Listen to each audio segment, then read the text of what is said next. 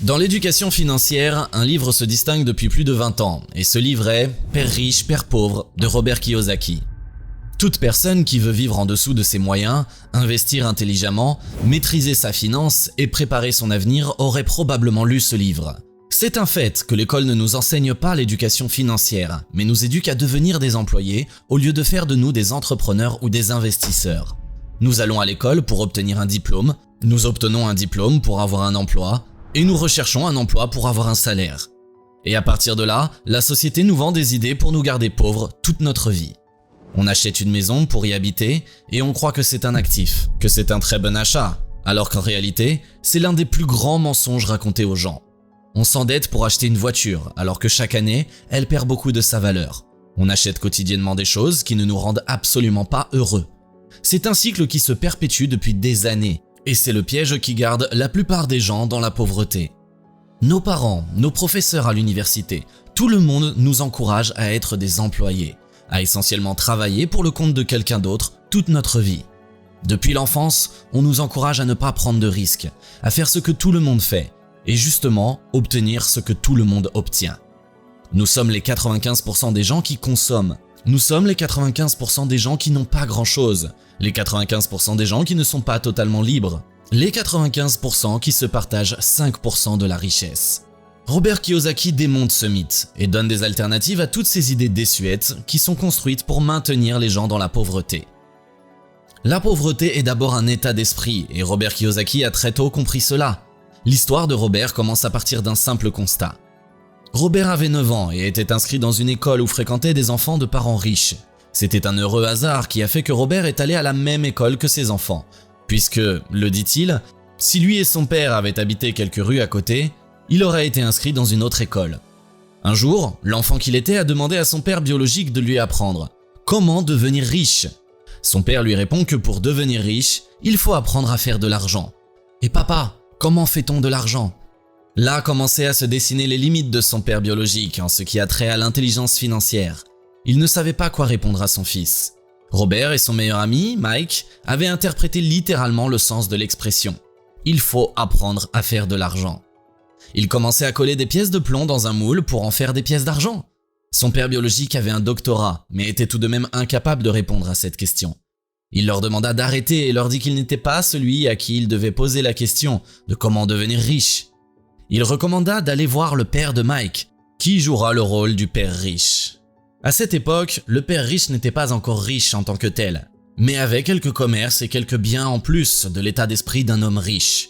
Et c'est là où commencent les leçons que Robert Kiyosaki véhicule jusqu'aujourd'hui. Le père de Mike, qui est le père riche, ne voulait pas apprendre la richesse aux enfants par le biais de l'éducation traditionnelle. La première chose qu'il a faite pour qu'ils comprennent que les riches ne travaillent pas pour de l'argent, est qu'il les a embauchés à travailler pour lui sans leur payer un quelconque salaire significatif. Les enfants voulaient résister, mais il leur dit que c'est à prendre ou à laisser. Si vous voulez apprendre comment gagner de l'argent, vous me suivez, sinon ne me faites pas perdre mon temps. Les deux enfants commençaient alors à travailler tous les samedis pendant 3 heures du temps, en sacrifiant le temps qu'ils avaient avant pour se divertir. Durant la 4e semaine de son travail, Robert, qui ne voyait aucun intérêt à travailler pour un salaire insignifiant, et qui ne voyait non plus aucun enseignement sur comment apprendre à gagner de l'argent, décide naturellement d'abandonner. « J'en ai assez, il ne nous apprend rien !» Là, son ami Mike sourit. « Pourquoi tu souris, toi ? Parce que mon père m'a dit que cela arriverait et qu'il fallait aller le voir le jour où tu voudrais abandonner. » Pourquoi le père riche les embauchait sans leur payer quelconque salaire significatif ? Pour leur faire comprendre que les riches ne travaillent pas pour de l'argent. Ils mettent de l'argent à travailler pour eux. C'est la première leçon dans le livre Père riche, Père pauvre. Le résultat de cet enseignement, c'est que quelques jours après, Robert et son ami Mike avaient eu l'idée de créer un club de lecture, où les enfants de leur âge pouvaient venir lire des bandes dessinées. Ils ont ramassé des BD usés, les ont organisés dans le sous-sol du père de Mike, et embauché la petite sœur de Mike pour être la responsable. Là, les enfants de leur âge venaient lire des BD de leur choix, et la sœur de Mike veillait à ce qu'ils payent leur entrée. Les riches ne travaillaient pas pour de l'argent. L'argent travaillait pour eux. Robert et Mike continuaient leurs leçons avec le père, pendant que leur club de lecture leur faisait gagner de l'argent sans leur présence. Il faut bien croire qu'ils ont assimilé la première leçon. Ensuite, ils devaient apprendre à éviter la plus grande erreur de leur vie en achetant des actifs et non pas des passifs. C'est l'une des meilleures distinctions qui, si elle n'est pas comprise, pourrait ruiner la vie de beaucoup de gens. Parce que la plupart des gens croient qu'ils ont un actif, alors qu'en réalité, ce qu'ils ont est un passif. Pour comprendre de la manière la plus simple, il faut savoir qu'un actif, c'est l'équivalent de tout ce qui fait entrer de l'argent dans votre portefeuille. Un passif, au contraire, c'est ce qui fait sortir de l'argent de votre portefeuille. Il dit que ce qu'il faut retenir ici est que si vous voulez devenir riche, n'achetez que des actifs. Il dessine un schéma qui symbolise la trajectoire de la richesse. Un actif suit ce genre de cycle et va dans le portefeuille revenus. Le passif, quant à lui, va dans le portefeuille dépenses. Il fait la remarque suivante. Les gens qui sont dans la pauvreté achètent par exemple une voiture pour un usage personnel qui est un passif. Cet achat va dans le portefeuille dépenses parce qu'il faut inclure tous les frais liés à la voiture, les frais d'entretien, l'assurance, le financement et le caractère dégressif de la voiture parce que chaque année, la voiture perd en valeur. En gros, cet achat ne rapporte rien en revenus. Les gens pauvres achètent aussi une maison qui croient à tort être un actif, alors que Robert estime qu'acheter une maison pour y habiter est un passif. Justement à cause de l'argent que ça vous enlève tous les mois. Il y a les frais d'entretien, l'assurance, l'hypothèque, les taxes. Et le pire est que, si vous êtes un employé et que vous achetez une maison pour y habiter, tout votre travail et tous vos efforts se concentrent dans les 3 scénarios suivants.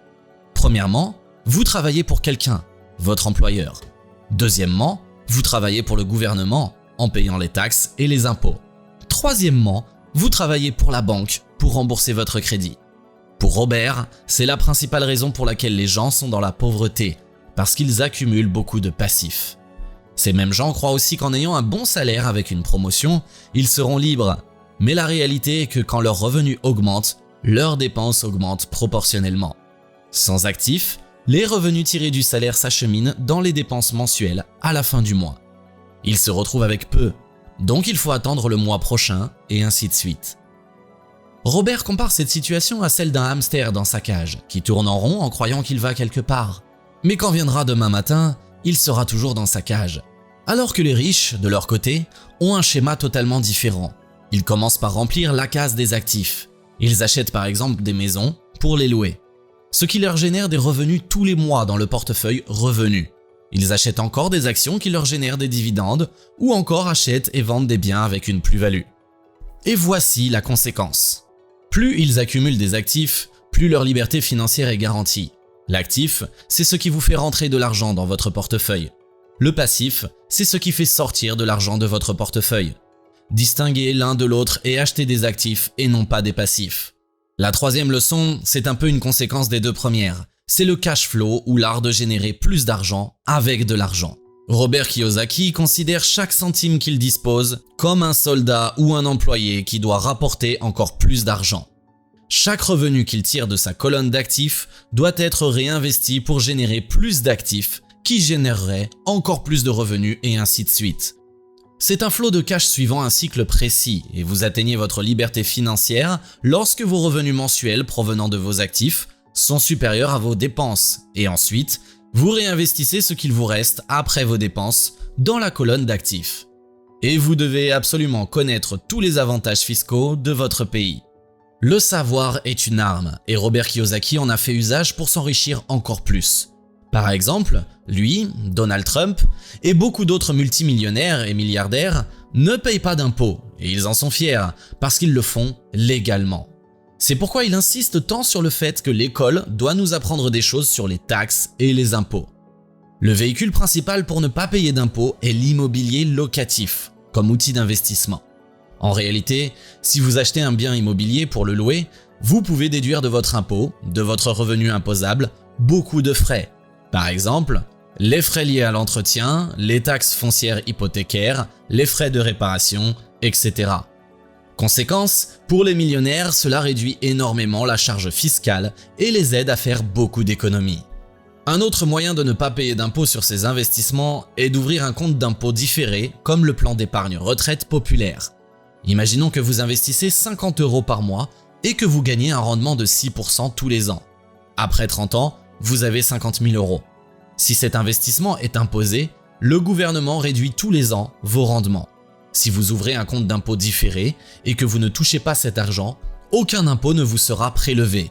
Vous ne payez aucun impôt jusqu'à ce que vous retiriez cet argent de votre compte d'impôt différé. Aussi, si vous êtes entrepreneur, vous pouvez également bénéficier de nombreuses autres déductions fiscales pour les entreprises. Si vous dirigez une entreprise, vous pouvez réduire de nombreux frais tels que les frais de bureau, l'achat d'une voiture pour le compte de l'entreprise, les salaires des employés, les frais de voyage, etc. Les pauvres travaillent pour de l'argent. La classe moyenne économise de l'argent. Et les riches empruntent de l'argent. C'est là toute la différence. Les pauvres, tous les jours, se lèvent à 6 heures, se préparent pour aller travailler de 9 h à 18 h pour le compte d'une autre personne. Ils travaillent donc essentiellement pour de l'argent. La classe moyenne a une approche un peu similaire. Elle gagne assez d'argent, paye beaucoup d'impôts et investit ce qui reste dans un fonds pour s'assurer une retraite. Elle n'est pas autonome. Elle dépend de quelqu'un d'autre, que ce soit le gouvernement ou d'autres fonds d'investissement pour assurer leur train de vie. Ce qui n'est pas le cas des personnes riches. Les personnes riches adoptent un tout autre cheminement. Ils s'endettent à hauteur de millions et des milliards pour certains, pour financer des projets capables de générer de l'argent tous les mois. Que ça soit dans l'immobilier ou dans une autre classe d'actifs, ils prennent de l'argent de la banque. La classe moyenne économise son argent à la banque. C'est un coût pour la banque de garder cet argent dans ses coffres. Puisqu'elle ne peut les investir d'elle-même, elle va les emprunter.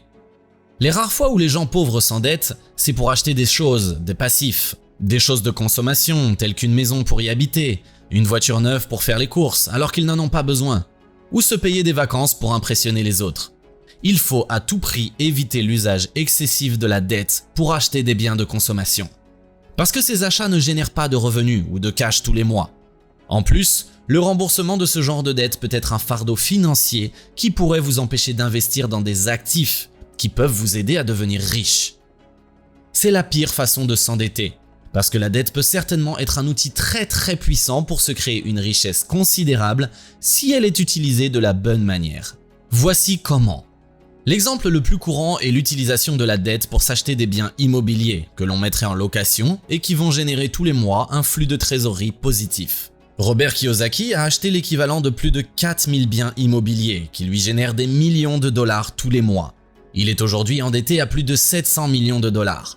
Mais c'est une bonne dette parce que cette dette lui a permis de réaliser ses investissements qui génèrent tous les mois une somme considérable.